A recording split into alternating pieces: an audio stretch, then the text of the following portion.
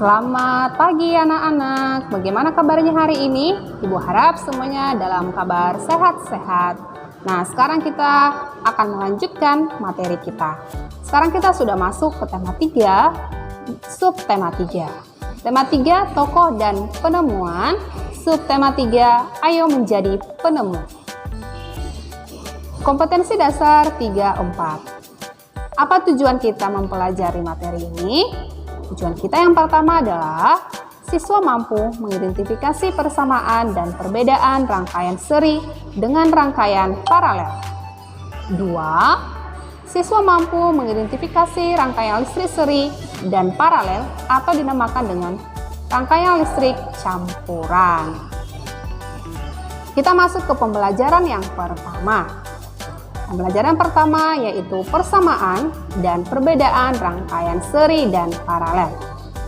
Persamaan antara rangkaian seri dan paralel yang pertama adalah daya dan arus listrik yang dibutuhkan dari kedua jenis rangkaian sama besar. Kedua jenis rangkaian dapat digunakan secara bersama-sama.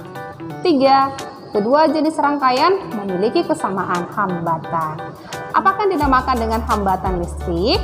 Hambatan listrik artinya adalah kemampuan benda untuk menahan aliran arus listrik. Sebagai contoh, semakin panjang kabel yang digunakan, maka hambatan listrik kemungkinan akan semakin besar. Nah, itu adalah persamaan rangkaian seri paralel. Selanjutnya, kita masuk ke perbedaan antara rangkaian seri dan rangkaian paralel. Perbedaan rangkaian seri dan rangkaian paralel dapat dilihat dari ciri khasnya beserta kelebihan dan kekurangan setiap rangkaian tersebut. Nah, anak-anak masih ingat apa ciri khas rangkaian seri? Ciri khas rangkaian seri yang pertama adalah rangkaian listrik yang hanya memiliki satu aliran listrik saja. Kedua, membutuhkan sedikit komponen listrik sehingga biaya yang dibutuhkan lebih murah untuk membuat rangkaian seri. Ketiga, cahaya lampu yang dihasilkan lebih redup. Selain itu, ketika jumlah lampu yang digunakan semakin banyak, maka cahaya lampu yang dihasilkan juga semakin redup. Nah, yang keempat adalah jika salah satu alat listrik dilepaskan dari rangkaian, maka listrik lainnya akan padam. Sekarang kita masuk ke ciri khas rangkaian paralel. Ciri khas rangkaian paralel yang pertama itu adalah rangkaian listrik yang memiliki lebih dari satu aliran listrik saja, atau dinamakan dengan rangkaian listrik yang bercabang. Ya. Selanjutnya adalah membutuhkan banyak komponen listrik sehingga biaya yang dibutuhkan untuk membuat rangkaian paralel lebih besar daripada rangkaian seri. Selanjutnya adalah cahaya lampu yang dihasilkan lebih terang.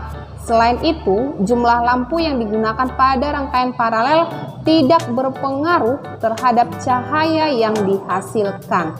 Semakin banyak lampu yang digunakan, maka cahaya lampu akan tetap sama terangnya. Selanjutnya adalah jika salah satu aliran diputus, maka tidak akan berdampak pada arus listrik di cabang lain sehingga alat listrik lain tetap menyala. Ya. Itulah perbedaan daripada rangkaian seri dan rangkaian paralel yang dilihat dari ciri khas dari rangkaian tersebut. Nah, sekarang kita masuk ke rangkaian listrik campuran. Nah, rangkaian listrik campuran. Rangkaian seri memiliki satu arah edar saja atau tanpa cabang. Sedangkan rangkaian paralel memiliki lebih dari satu aliran edar atau bercabang. Rangkaian listrik seri dan paralel dapat digabungkan sehingga membentuk rangkaian campuran atau kita sebut dengan rangkaian listrik seri paralel. Nah, sekarang perhatikan pada gambar ya. Nah, pada gambar ada saklar S1, saklar S2, saklar S3. dan 4 buah bola lampu. Buah bola lampu L1, L2, L3, dan L4.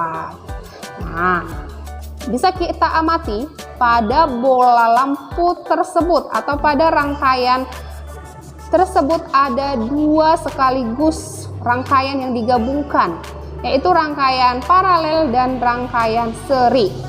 Nah, saat saklar 1 atau S1 dinyalakan, maka lampu yang menyala adalah hanya lampu L1 karena dirangkai secara paralel atau memiliki cabang dari saklar yang pertama.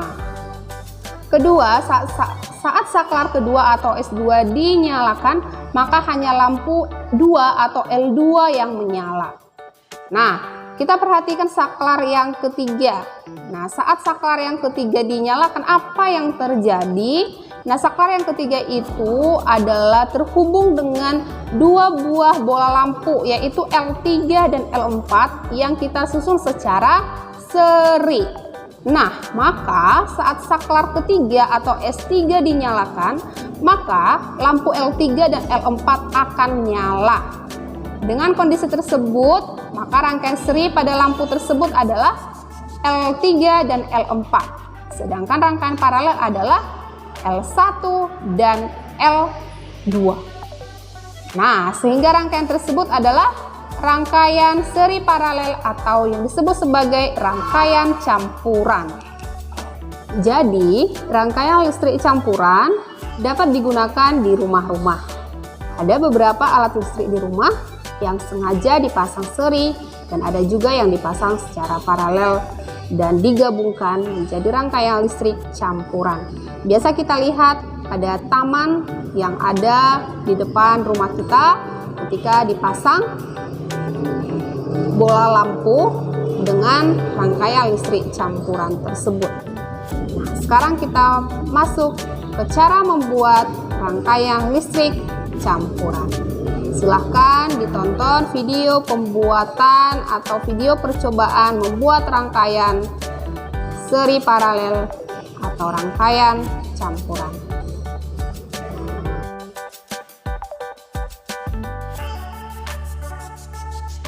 Selamat pagi anak-anak. Sekarang materi kita lanjut ya. Pada hari ini kita mempelajari tentang rangkaian seri paralel atau disebut sebagai rangkaian campuran. Oke, bahan-bahan yang alat-alat yang kita gunakan adalah sama dengan alat-alat yang kita gunakan ketika membuat rangkaian seri dan rangkaian paralel. Nah, untuk itu Ibu akan sebutkan satu-satu ya. Nah, kira-kira ada yang masih ingat apakah ini? Ya, ini adalah tempat rangkaian. Oke. Nah, selanjutnya ini apa?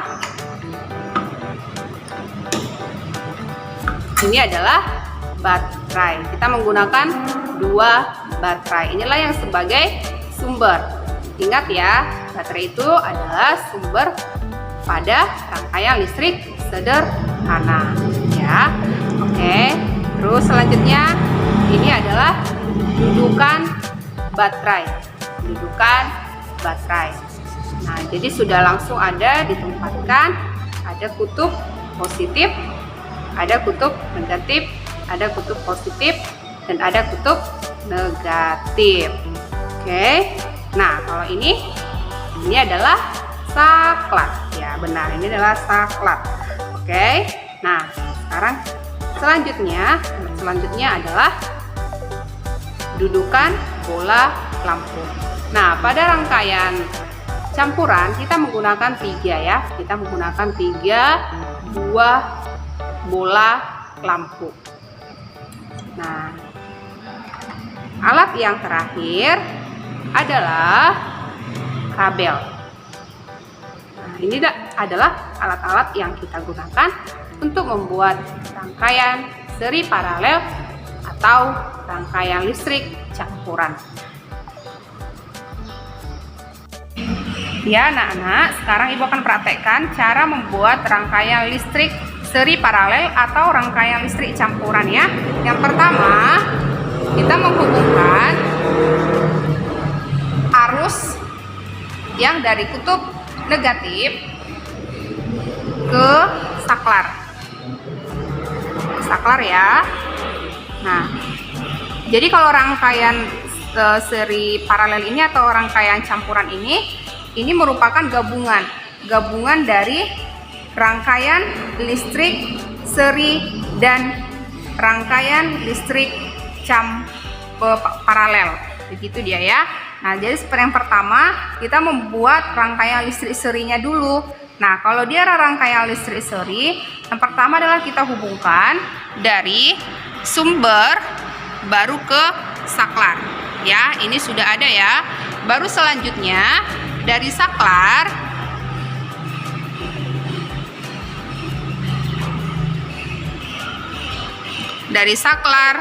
ke bola lampu yang pertama.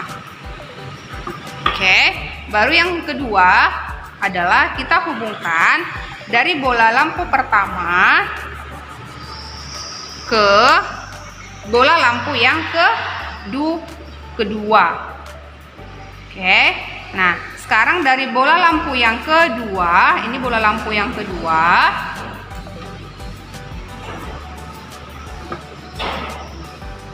ke sumber dengan arah kutub yang positif, karena di sini sudah negatif, berarti dia ke positif, karena arus aliran itu harus mengalir dengan kutub yang berbeda, tidak bisa kutub yang sama ya. Nah, sekarang kita gabungkan ya. Ini merupakan rangkaian listrik serinya. Nah, sekarang kita karena kita membuat rangkaian listrik paralel, maka kita akan membuat rangkaian listrik paralelnya juga. Nah, kita cek dulu apakah ini sudah hidup dengan rangkaian serinya. Ya, ini sudah hidup ya, berarti ini adalah rangkaian serinya ya. Nah, sekarang kita hubungkan ke rangkaian listrik paralelnya. Nah, jadi untuk menghubungkan rangkaian listrik paralelnya, kita membutuhkan satu bola lampu. Ya, kita membutuhkan satu buah bola lampu. Nah, jadi yang pertama kita hubungkan dari sumber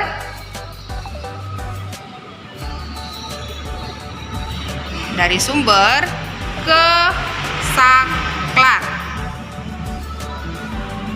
Nah, oke ya. Sekarang dari saklar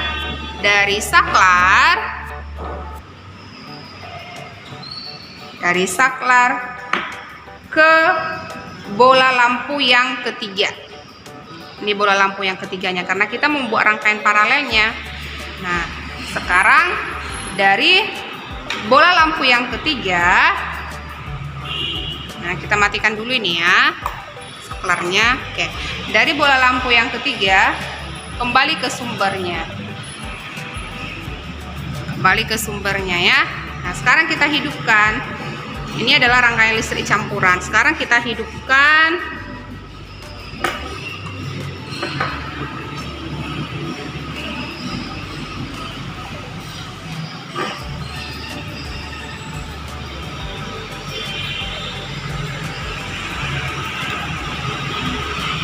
Sebentar ya anak-anak.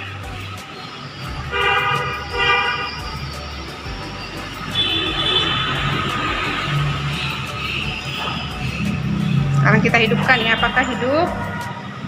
Nah, hidup ya. Jadi ini adalah rangkaian campuran seri dan paralel. Nah, ini paralelnya, ini serinya. Nah, ini serinya. Nah, jadi dari gambar ini sudah bisa kita bedakan ya, kalau dia seri cahayanya lebih redup ya, cahayanya lebih redup daripada rangkaian paralelnya. Oke. Ini rangkaian seri, lampu pertama, lampu kedua rangkaian seri, dan lampu ketiga adalah rangkaian paralel. Dalam rangkaian ini adalah rangkaian seri dan paralel atau dinamakan rangkaian campuran. Nah, ini bisa dilihat ya anak-anak. Ini hidup dan ini juga. Nah, sekarang kita buktikan bahwa ini adalah rangkaian serinya ini sudah benar. Coba kita yang ini cabut. Kita cabut rangkaian serinya. Apakah kedua bola lampu ini akan hidup atau bola lampu ini tetap hidup? Nah, kita matikan. Oke, yang terjadi apa yang bisa diamati? Nah, yang bisa diamati yang pertama adalah bola lampu yang kita pasang secara seri itu. Yang kedua, buah bola lampu adalah padam. Oke, sedangkan bola lampu yang ketiga atau kita rangkaikan secara paralel tetap hidup dan cahayanya semakin lebih terang. Nah, sekarang kita gabungkan kembali atau hidupkan kembali. Nah, sekarang yang terjadi bola lampunya hidup ya. Oke, nah sekarang kita akan cabut bola lampu yang kita susun secara paralel. Ya. Nah, apakah bola lampu seri tetap hidup atau cahayanya bagaimana? Kita akan amati nanti. Nah, kita cabut rangkaian paralelnya. Nah, yang mati hanya rangkaian seri ya, yang kita susun secara dan cahayanya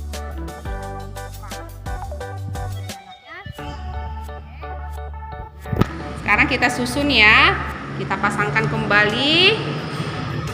Sekarang yang terjadi menyala semuanya, bisa kita amati. Inilah yang dinamakan dengan rangkaian campuran atau rangkaian listrik seri dan paralel. Nah, jadi rangkaian itu bisa kita gabungkan.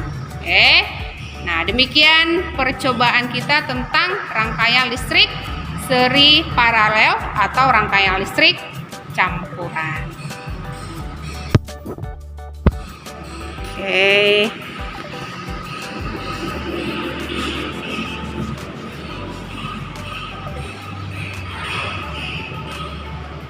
Sekian dan terima kasih. Selamat pagi dan tetap semangat. Shalom.